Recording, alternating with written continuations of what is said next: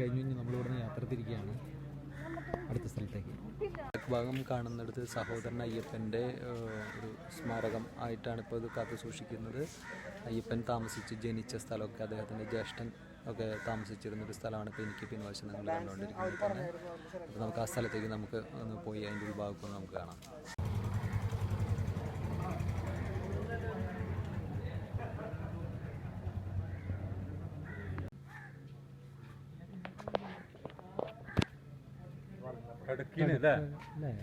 കെടുക്കാന്ന് നമ്മൾ കേട്ടിട്ടുണ്ടെങ്കിൽ മരം കണ്ടിട്ടില്ല. നായർ സമുദായമാണ് 4 കെട്ട് മോഡൽ വീടുകൾ നിർമ്മിച്ചിരുന്നത്. അപ്പൊ ഈഴവരുടെ മറ്റു വീടുകൾ എന്നൊക്കെ പറയുമ്പോൾ കുടിലുകളായിരിക്കുമല്ലോ. ഇത് ഏറ്റവും ടോപ്പ് ആയിട്ടുള്ള 3 കെട്ട് മോഡലിലുള്ള വീട്.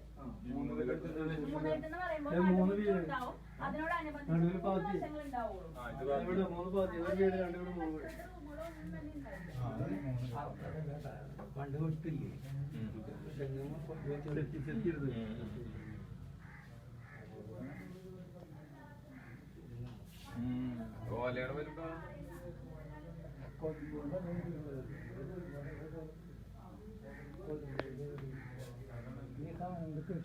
ഇത് 3 കെട്ട് വീട് എന്നാണ് അറിയപ്പെടുന്നത് തന്നെ. 3 കെട്ടുകളുണ്ട്, അതായത് 3 മേൽക്കൂരകളോടുകൂടി നിർമ്മിച്ചിട്ടുള്ള ഒരു വീട് പോലെ നമുക്കിപ്പോൾ ഇവിടെ കാണാം.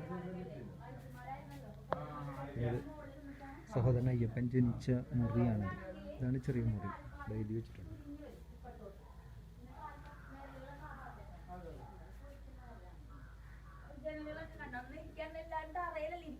അപ്പൊ അതിന് വായു വെളിച്ചം കിട്ടുന്ന രീതിയിലുള്ള ജനങ്ങളൊക്കെ താഴെന്ന് തുടങ്ങിയിരിക്കുന്നത്. ഈ കാണുന്നത് കിച്ചൺ. ഈ ഭാഗത്ത് കിച്ചന്റെ പുറത്തായിട്ട് പണ്ടൊരു കിണർ, വെള്ളം കൊടുക്കാതിരുന്നപ്പോ ഇവരൊരു കിണറൊക്കെ കുത്തിയിരുന്നത്, പിന്നീട് മൂടി. 4 കെട്ട്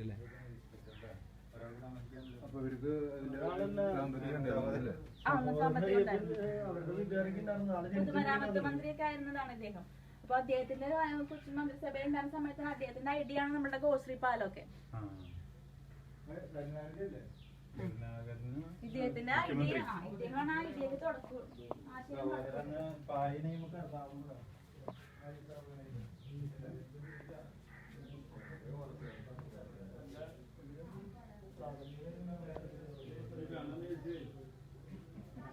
അതിനെ കുറിച്ചുള്ള ഒരുപാട് ലഘുലേഖകളായ ഇത് ഇവിടെ എഴുതിയിട്ടുണ്ട്.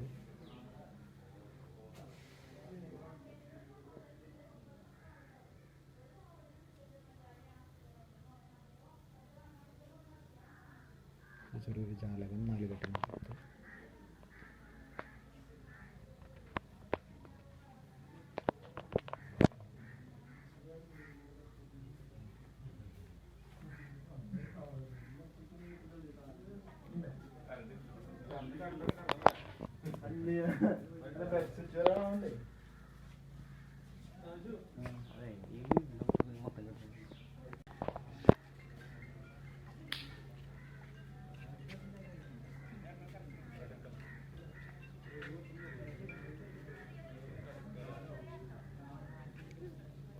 കടുക്കമരാണത്.